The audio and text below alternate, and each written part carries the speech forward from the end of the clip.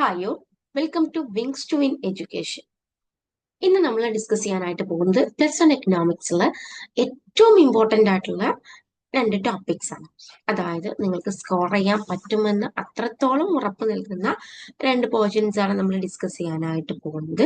ഒരിക്കലും മറന്നു പോകരുത്, അല്ലെങ്കിൽ നിങ്ങൾ നല്ല രീതിയിൽ തന്നെ ഇത് പഠിച്ചിട്ട് പോകണം. എപ്പോഴും അത് ഏതൊരു എക്സാമിനായാലും, പബ്ലിക് എക്സാമിനായാലും കോമ്പറ്റേറ്റീവ് എക്സാമിനായാലും ഒക്കെ നമ്മൾ എക്സാമിനെ അറിഞ്ഞ് പഠിക്കുക എന്നുള്ളതാണ് പ്രധാനം.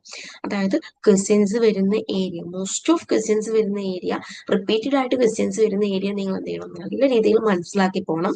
അതിനെ വിട്ട് നിങ്ങൾക്ക് ഇഷ്ടപ്പെട്ടത് പഠിക്കാനായിട്ട് പോകരുത്. എക്സാമിന്റെ ഡിമാൻഡ് അനുസരിച്ച് വേണം പഠിക്കാനായിട്ട്. അത്തരത്തിൽ എക്സാമിന് ഡിമാൻഡ് ചെയ്യുന്ന, എക്സാമിന് ഏറ്റവും കൂടുതൽ ക്വസ്റ്റ്യൻസ് ചോദിക്കുന്ന രണ്ട് കാര്യങ്ങളാണ് ഇന്ന് നമ്മൾ ഡിസ്കസ് ചെയ്യാനാണ് പോകുന്നത്. One is histogram and second one is frequency polygon. Okay ആണോ? ഓക്കെ, നിങ്ങൾ മൊത്തമായിട്ട് കാണാനായിട്ട് ശ്രമിക്കുക. കാരണം രണ്ട് കാര്യങ്ങളും വളരെ ഇമ്പോർട്ടൻ്റ് ആണ്.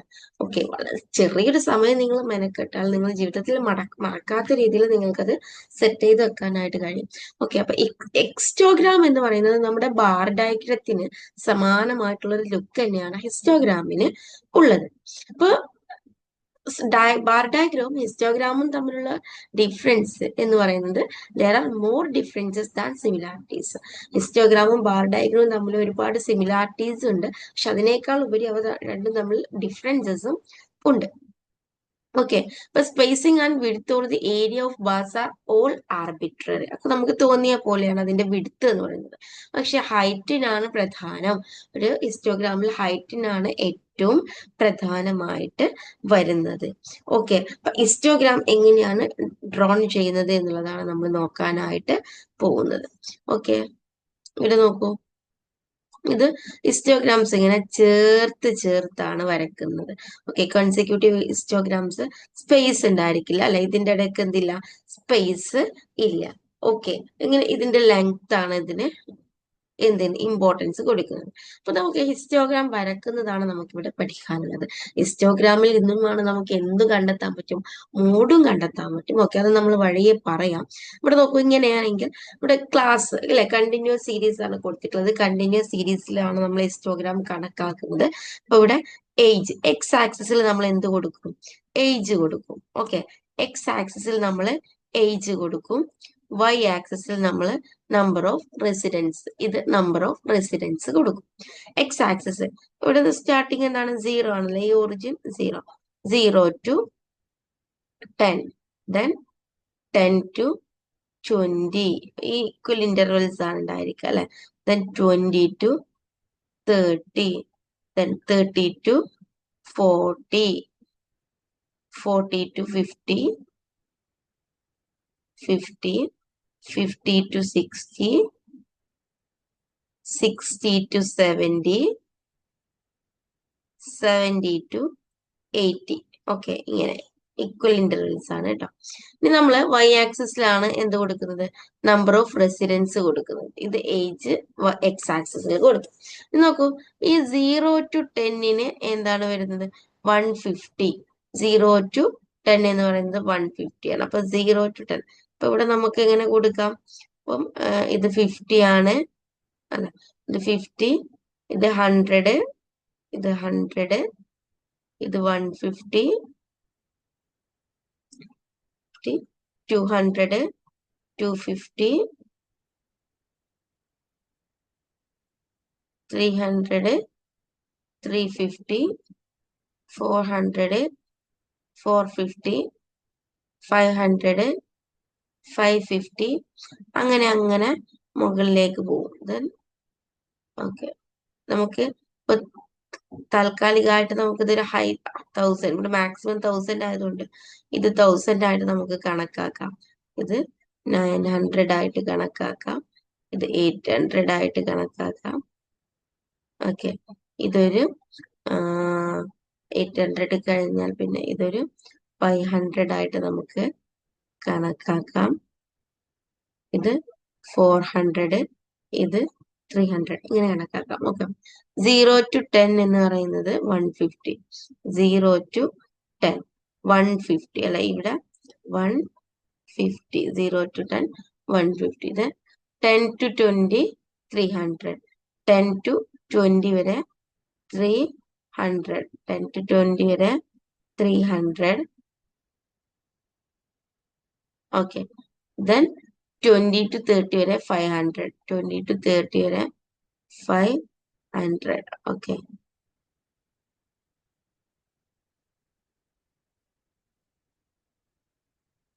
ഇത് 500. Then 30 to 40, 800.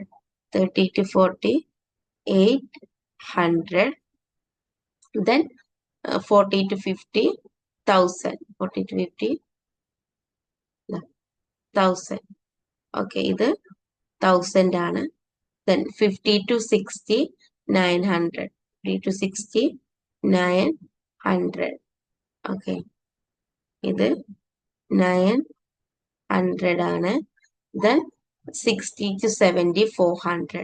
60 to 70, 400. Then വരുന്നത് 100. Okay, ഇത് 100.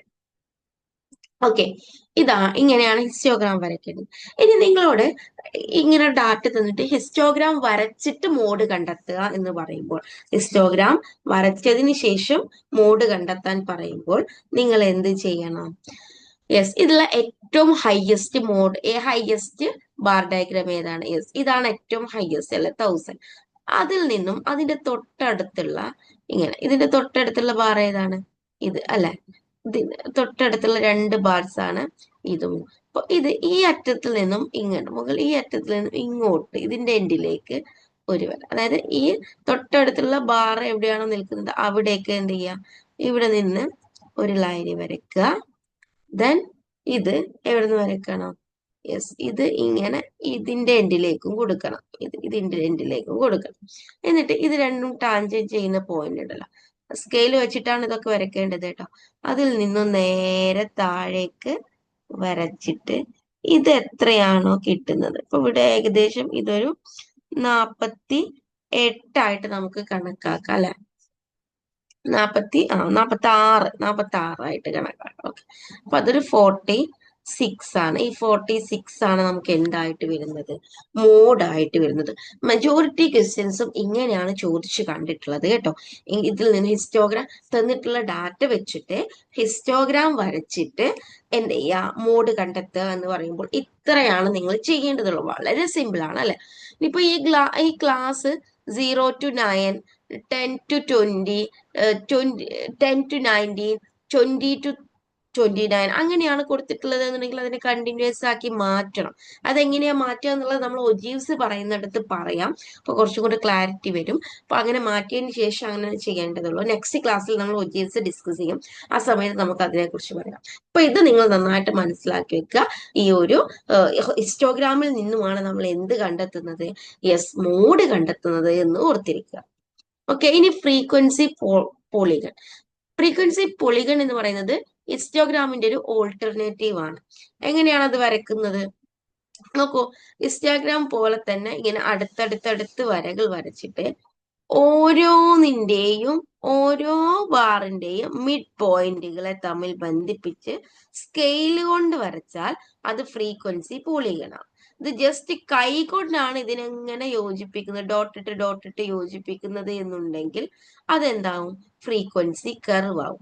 ഫ്രീക്വൻസി കർവും ഫ്രീക്വൻസി പോളിഗണും ഒരുപോലെയാണ് എന്നുള്ളത് ഓർത്തിരിക്കുക. കൈ കൊണ്ട് വരച്ചാൽ, അതായത് ഓരോ ഹിസ്റ്റോഗ്രാമിന്റെയും മിഡിൽ പോയിന്റ്സിനെ സ്കെയിൽ കൊണ്ട് യോജിപ്പിച്ച് വരക്കുന്നതിനെയാണ് നമ്മൾ ഫ്രീക്വൻസി പോളിഗൺ എന്ന് പറയുന്നത്. ഈ മിഡ് പോയിന്റുകളെ കൈകൊണ്ട് യോജിപ്പിച്ച് വരയ്ക്കുമ്പോൾ അത് ഫ്രീക്വൻസി കർവ് ആയിട്ട് മാറും. ഓക്കെ, ഇവിടെ കൊടുത്തിട്ട് നമ്മൾ നേരത്തെ വരച്ചത് പോലെ തന്നെയാണ് കേട്ടോ. അത് തന്നെയാണ് ഇവിടെ ജസ്റ്റ് ഇങ്ങനെ വരക്കും അല്ല, 0 to 10 വരുമ്പോൾ ഇങ്ങനെ നമ്മളിങ്ങനെ വരച്ചിട്ട് എന്ത് ചെയ്യണം? യെസ്, ഇങ്ങനെ വരച്ച് ഇതിന്റെയൊക്കെ മിഡ് പോയിന്റ് ഉണ്ടാവുമല്ലോ, ആ മിഡ് പോയിന്റിനെ ബന്ധിപ്പിച്ചിട്ട്, ഓക്കെ, ഇതിന്റെ മിഡ് പോയിന്റ് നോക്കും, ഇതിന്റെ മിഡ് പോയിന്റ്, ഇതിന്റെ മിഡ് പോയിന്റ്, ഇതിന്റെ മിഡ് പോയിന്റ്, ഇതിന്റെ മിഡ് പോയിന്റ്, ഇതിന്റെ മിഡ് പോയിന്റ്. സ്കെയിൽ വെച്ചിട്ട് നിങ്ങൾ തൊട്ട് നടുക്ക് നിങ്ങൾ എന്ത് ചെയ്താൽ മതി? അടയാളപ്പെടുത്തിയാൽ മതി. ഓക്കെ, എന്നിട്ട് എന്ത് ചെയ്യാ?